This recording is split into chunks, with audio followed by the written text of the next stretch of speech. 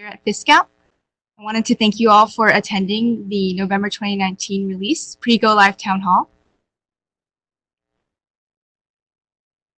The November 2019 release go live is going to be on Monday, November 4th.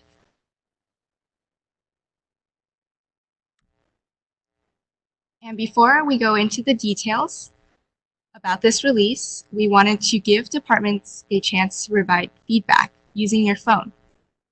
So if you could grab your phone, go to www.menti.com and enter in this code that is in this bottom right-hand corner. We'd like you to answer a few questions about user readiness.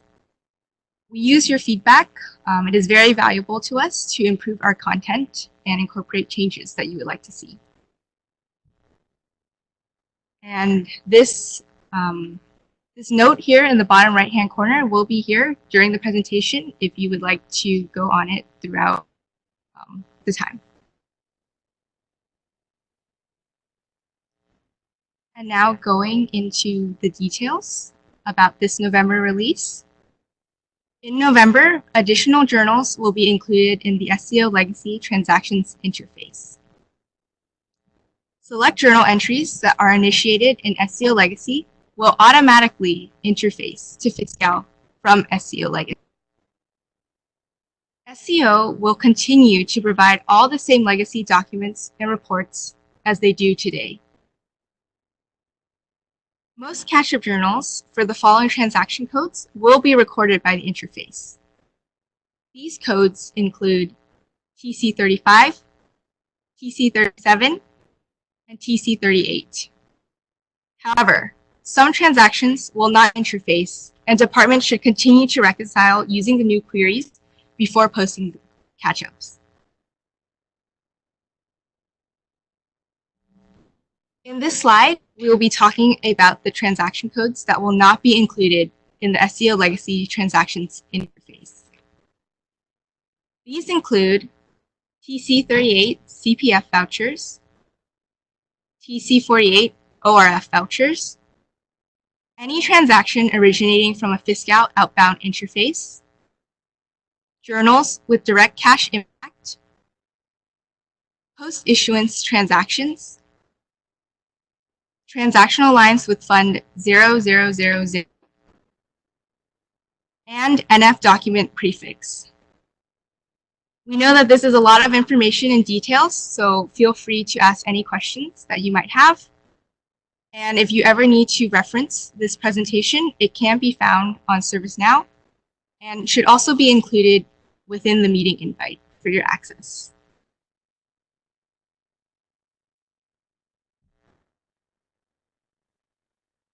The new functionality that is coming to Fiscal includes 2 new queries to help identify the interface transactions to assist in reconciliation and reclassification.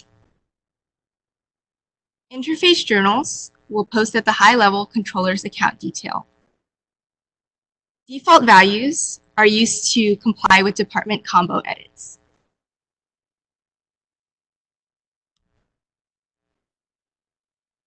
We have heard your comments and your concerns, and so we created 2 new queries for departments to use. The first one is the Posted SEO Legacy GL Journals query, which is to identify interface transactions for reconciliation with SEO Legacy. The second is a reclassification query, which is for use with the GL journal spreadsheet upload to aid in reclassification.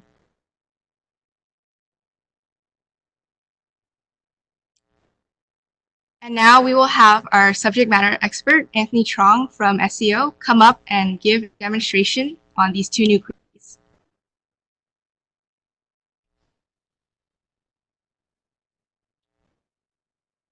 Morning, everybody.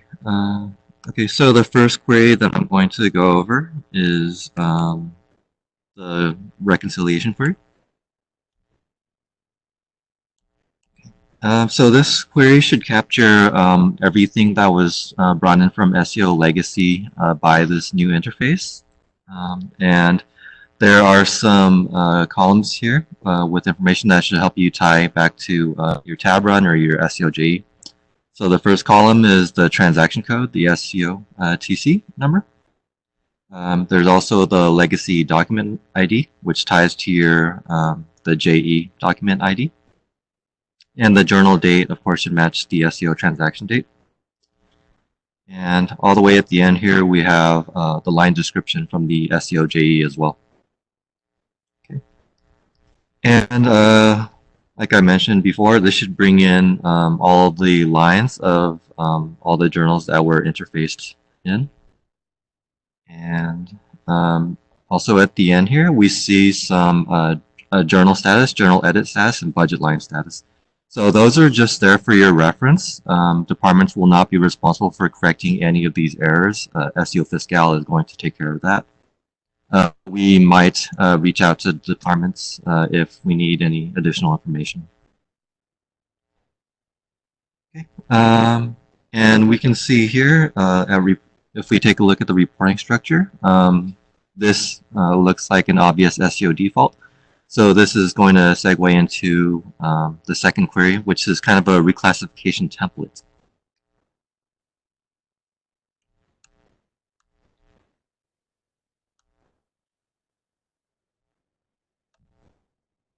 Okay. So this query is different from the first query in a couple of ways. So first off, this is not showing the pending cash balancing lines. It's only picking up the distribution lines. This query also only picks up journals that have posted status. So the idea behind this query is when you reclassify a journal, what you're doing is you're backing out the original SEO posting and you're putting it back in with the correct lower level departmental information. So each original distribution line from the interface is repeated twice on this query. So we can see here, there's in column E, there's a line type. And the original line is just the original chart values that were brought in, default values and all. And you'll notice that the amount is actually, the sign is flipped because you're backing it out. And then the second line is the reclass line, which has the departmental chart fields blanked out for you to fill in. And then the sign is, of course, the normal sign. And then in past town halls and stuff, we've had departments asking what to do if, for example, one line on the original SEO needs to be split out into multiple lines for the departments. So in that case, you would just go ahead, let's say this needs to be two different reporting structures. Just go ahead and copy the reclass line and insert it. And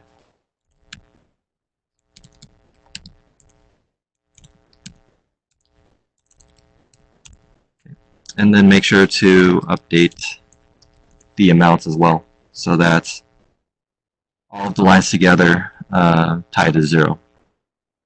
Okay.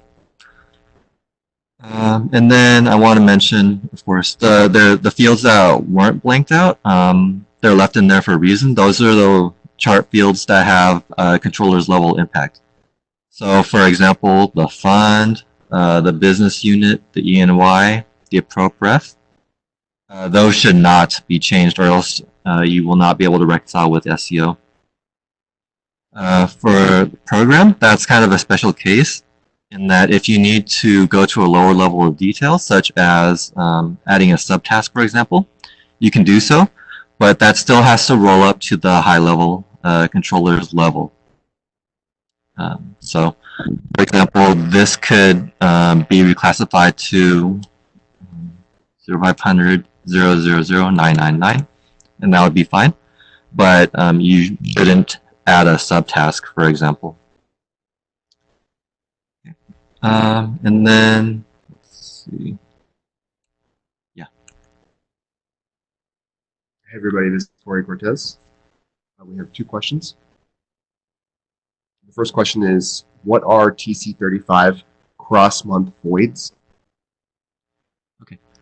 So that's just kind of an internal SEO thing.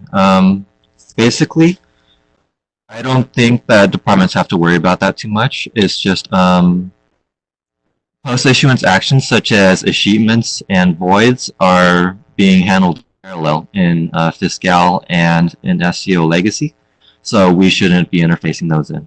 So. Thank you. The next question we have is, will all interface transactions appear on this query? On the first query. Okay, so it will only be the transactions that are brought in by this interface. So, for example, TC30s will not show, neither will legacy claims. Only the transactions brought in by this GL108 legacy transactions interface.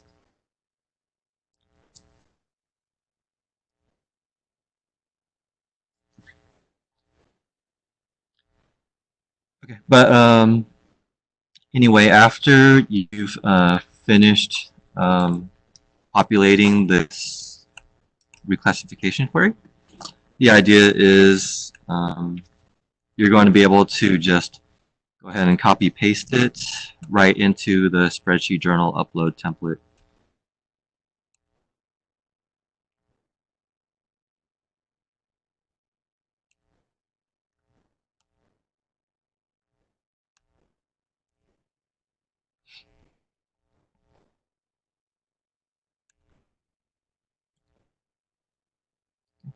Make sure, like today, you're using source 10N, or you can use 11N as well if you need it to show on your PFA report.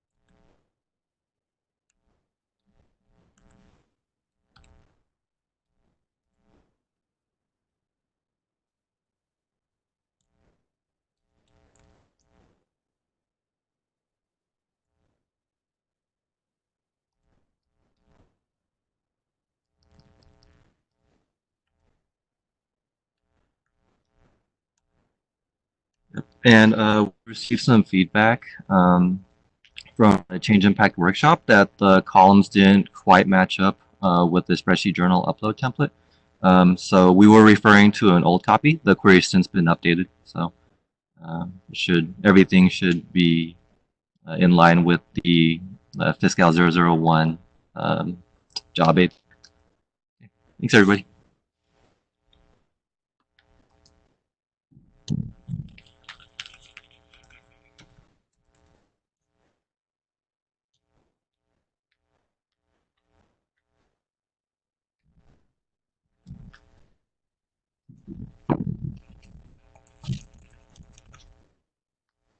Thank you, Anthony, for that demonstration. Along with the November 2019 release, we have two tasks that we are asking of departments. The first one is Tech 909, which has been sent out, which is to update your department's payroll reporting unit PRU table to match recommended values. The details of this task include updating your PRU table, all reporting units, to the same departmental chart field values as applicable to your department. Please ensure that there is only one consistent value that is identified for each chart field. Why this task matters is if it is not completed, Fiscal may use standard SEO defaults for the departmental chart field values, which will require reclassification. And we have a question. Just to clarify, the Tech 909 is for TC37. We do have a few questions. We have the first question that we have is, should departments already have access to ZZ SEO GL108 query? What are the roles needed to access the query? And no, the query will be deploying on November 4th with this functionality, and GL viewer should have access to the query. Thank you. When will these queries go live? November 4th. Are these interfaced the same day that they are posted in Legacy? Yes. They should post the same night. Basically, for exact timings, it'll post just as an overnight process for SEO, and then after midnight, they'll be brought into Fiscal. Will there be a job aid for this new action? Yes. No.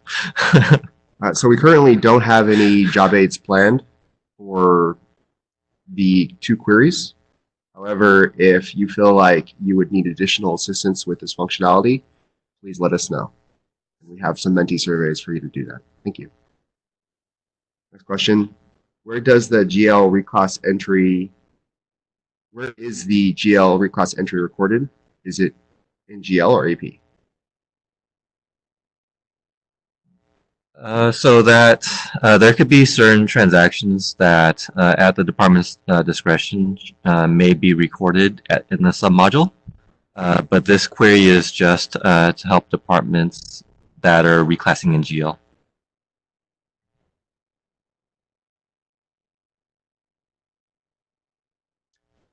Okay. And then we had is there an AP reclass upload spreadsheet to reclass at a lower level? Or is the only option to reclass within the GL upload spreadsheet? So I don't believe that there's an equivalent functionality for AP, but you can still use this template and just fill it out and refer to it for your reclassification in AP. Will APO and AR0 show in the query for the GL108 reclass as well? So the APOs that post in GL, as well as all of the AR0s, will show on both of these queries.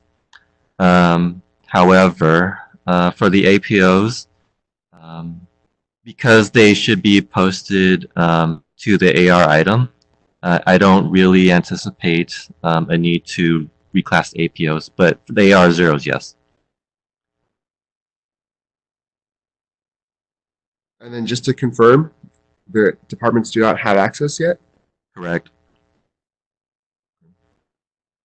As a reminder to departments, we're going to go live on November 4th.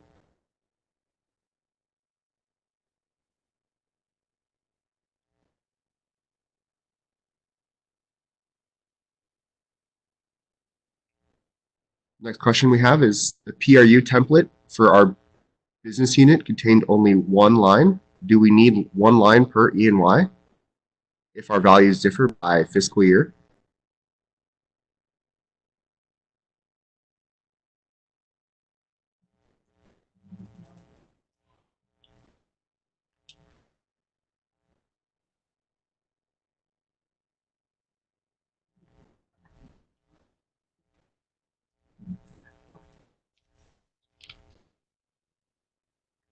So we're not able to populate more like a different value by E and Y. We can only support one consistent value per department.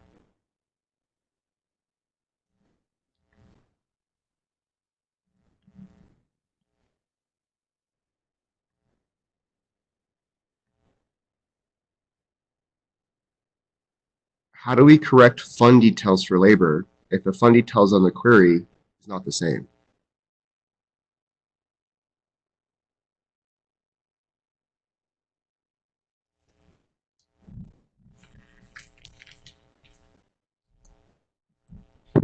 this particular, for the TC37, the only fund that you need to do is reverse it out of the clearing account. So I'm not exactly sure what fund details that you would need to correct at that level. I think I would need a little bit more information on what exactly, an example, because I'm not exactly sure what you're saying.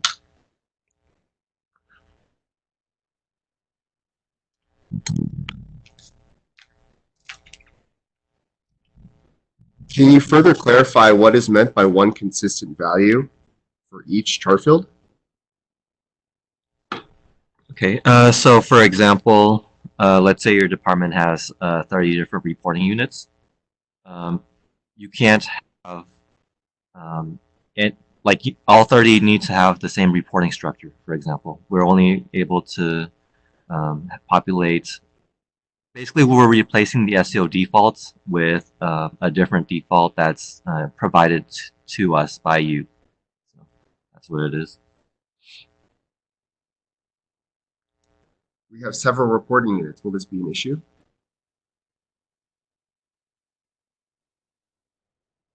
If you have several reporting units in your PRU table, yes, that will be an issue, because for this functionality, we need to use one generic reporting unit at the PRU level.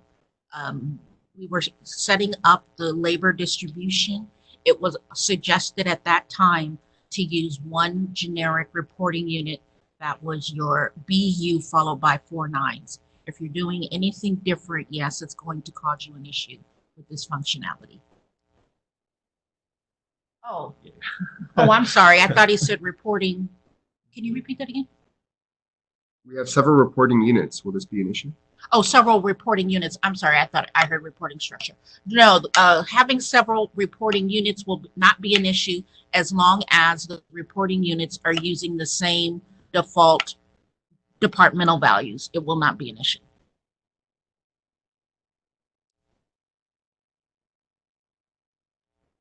Did you say that Tech 909 has been sent out or will be sent out?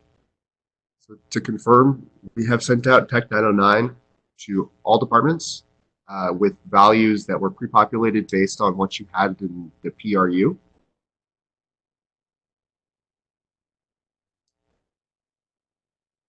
This is an example of what the Tech 909 response template that attached looks like. As you can see, the configuration is pre-populated based on your payroll reporting unit table in Fiscal as of October 9th, 2019. For example, you can see that some of your response templates will have this yellow highlighted box, and this indicates that there have been multiple values that have been placed in that chart field. We ask that you identify only one consistent value and go into this response template to either verify or update those values. You have a question now? Okay. And this is referring to the GL 108 query that we were reviewing. The question is, do you have a list of what types of transactions are included on the query?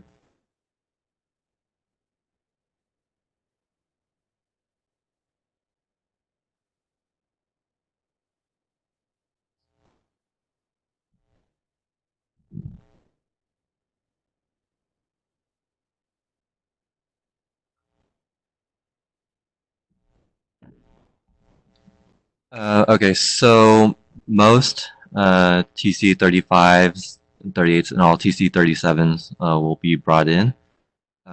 There was a prior slide that went over the exceptions, but everything else should be brought in by this interface. And I want to mention, of course, since June, the payroll AR interface has been live, and those are going to continue to be processed the same way that they are. For example, if an APO or an APC is able to find a match with an open AR item, it will apply an AR and it won't be picked up by this query. But the fallouts, as well as all of the AR zeros, will show on the query.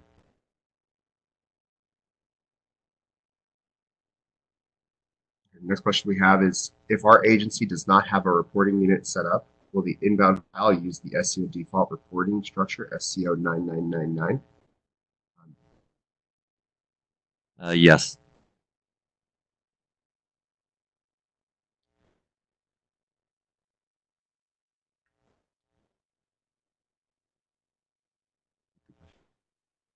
If our agency, so just to repeat the question, if our agency does not have a reporting unit set up, will this inbound file use the SCO default reporting structure, SCO 9999? Does not have a reporting unit. Oh, they meant reporting structure.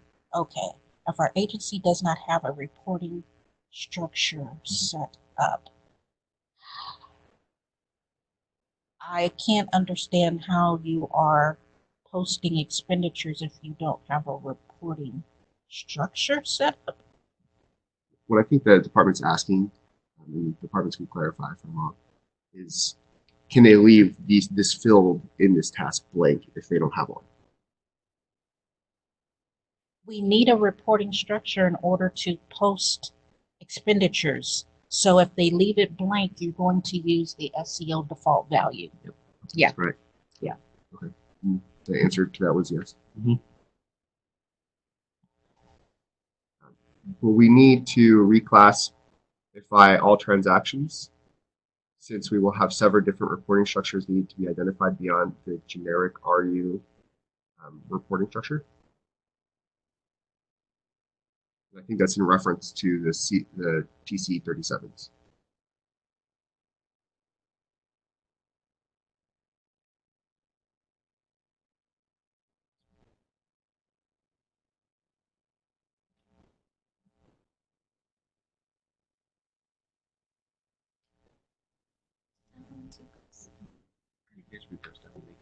Okay, which one? Point to it.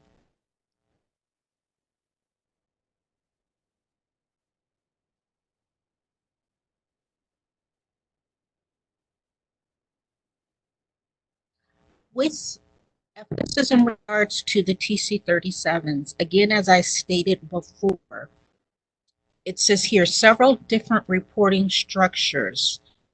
In labor on the PRU table, it is wise to only use one generic reporting structure because your TC37s are coming over at a high level, and all we need to do is reverse that high level expenditure out of the clearing account and allocate to your ultimate funding sources, which is what your labor distribution process does. So for this particular BU, I'd really like to know why you feel you need different reporting structures at the PRU slash TC37 level, because those expenditures are going to net to zero. So trying to track those with unique reporting structures is just making it a difficult process that to me is not necessary. So again, I'm going to stress, please use one generic reporting structure for the TC37s. They will net to zero. You will see unique reporting structures after your labor allocation process runs and distribute those expenditures to your ultimate funds per your activity sheets or your defaults. And then if you feel like you have more questions on that specific topic, if you feel like you need to have more than one line, please contact fiscal.cmo@fiscal.ca.gov. And then some of our subject matter experts will be able to get back to you directly. So the next question we had, is there a job aid to post or correct post the Fallout AR journals? And I think this is in reference to APOs. So if it's not, please let us know. But there is a job aid that we released, and we'll see about if I can find and share that job aid number with you.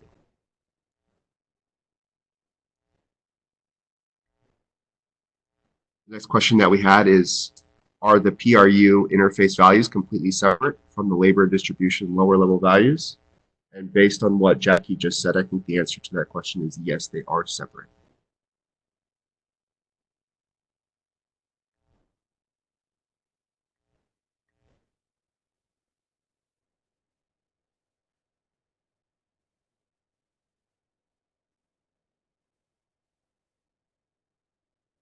Okay. And the job aid to And then the job aid that you can refer to for payroll AR is Fiscal 208, and you should be able to find that on ServiceNow.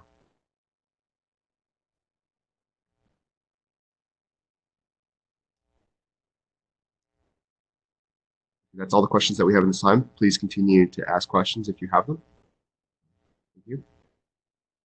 Thank you. And to reiterate, this is the response template with Tech 909 for TC37 that we would like you to fill out or verify and update. This will be due this Friday, October 25th. The second task associated with this release is Read 905, which is to conduct change conversations with end users to share what you have learned today with other users at your department by go live. The details of this task include conducting change conversations at the department between department managers and supervisors and with the impacted end users of Fiscal. Why holding these change discussions is important is by sharing these upcoming changes with those impacted end users, you're able to help build understanding and give your department time to provide feedback or ask any questions that they may have before the go live. For this Read 905, we ask that you conduct these change discussions before go live on Monday, November 4th. And now we have one more opportunity for departments to provide feedback on Menti.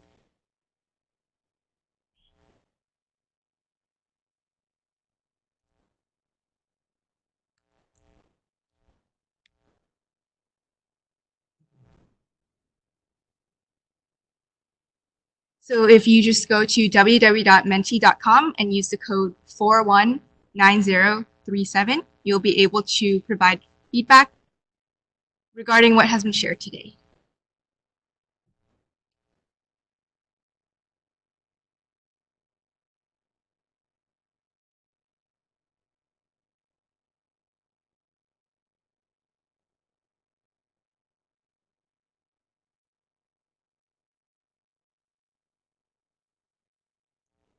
Okay. And then we had a question from the audience. Are the job aids additional training going to be available before the November 4th implementation date? The Fiscal 208 job aid for payroll AR is available on ServiceNow now. The APO functionality has been live since June or July, depending on your department. For the GL upload spreadsheet, I believe that's Fiscal 001. That is also available right now on ServiceNow. And so if you need help with doing the GL upload spreadsheet, you can refer to that. And then for if you need assistance after we go live with using the reclass tool, you can reach out to us at fiscal.cmo@fiscal.ca.gov. Hopefully, you're able to use it to successfully reclassify and simplify that process. At this time, there are no other job aids planned, but if you have a need for one, please let us know. And in this feedback right here, you can point out specifically which part of the process you feel like you could use some more help with. In addition to those available training avenues, we also have user service labs after we go live. And so that's going to be a really good opportunity for you to actually come in, work with some of our subject matter experts, and get in-person help on how to do reclassification or other processes that you may do today.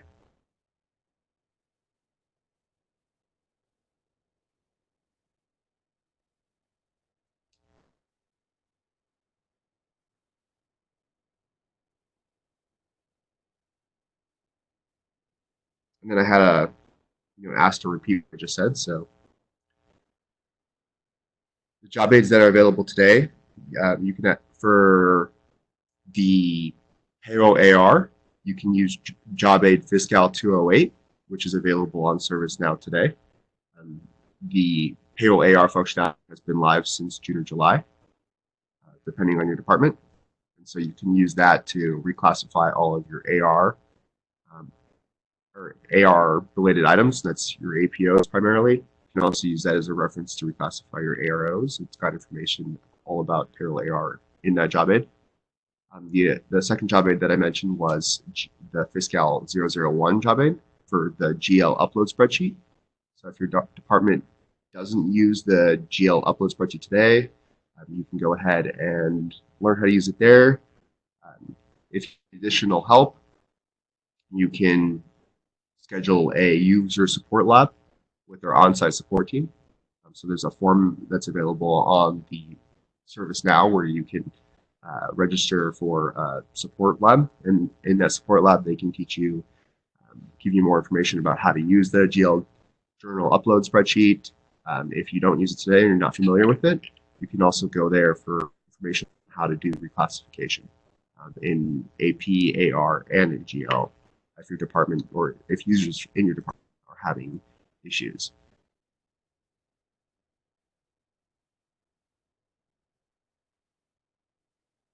So the next question we had is the user service labs are only available in Sacramento, correct? And that is true. At this time, we only have user support labs available in Sacramento. Next question is, will there be any opportunities for one-on-one assistance available for Southern California users? For that, I am not sure, but what I can do is follow up with our user support lab. If we find significant interest for us to do so, that is a possibility, but I would just need to confirm with them. And I think for now, the best thing that you can do is send in a form with that request, and I can follow up on my end as well. But I think for them to be able to justify that, they're going to need to see some good interest for setting up the session. They might even be able to do something remotely. So that's just something that I recommend you send in the form and see with the on-site support team. They can see what they can do.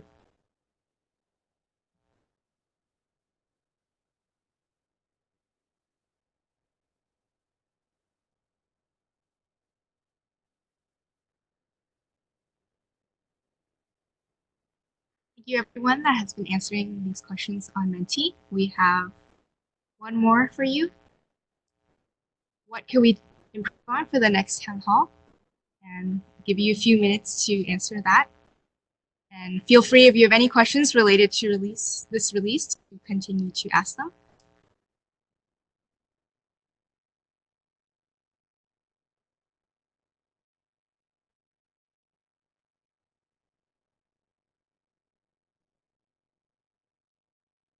And the one request that we have is for any feedback. A good example, we just saw more demos. If we would like to know maybe which demos you'd like to see, which processes we could cover to support you.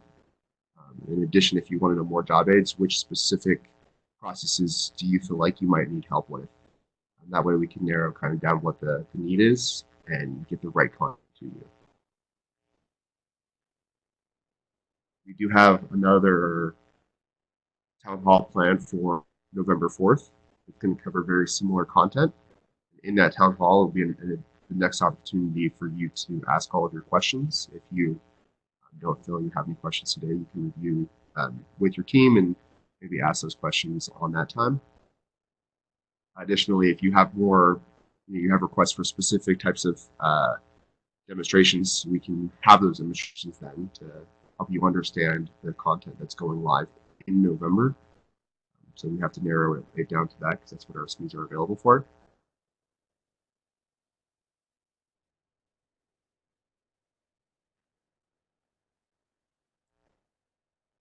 If you have any questions or concerns, please feel free to email fiscal.cmo@fiscal.ca.gov.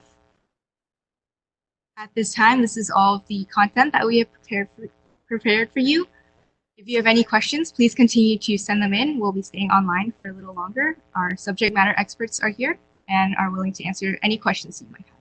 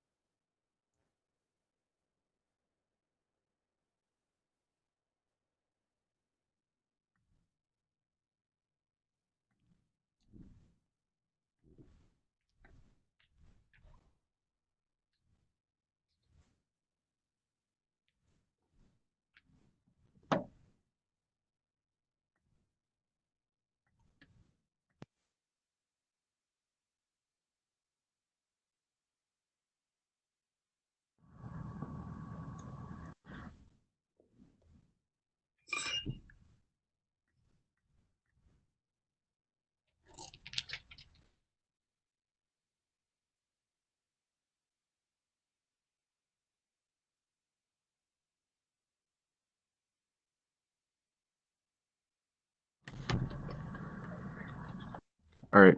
If we don't have any more questions coming in, so thank you everybody for attending. We're going to go ahead and close the session down. And like I said, if you have any questions, or you can always email them to, or like Brianna said, you can always email your questions to fiscal.cmo@fiscal.gov.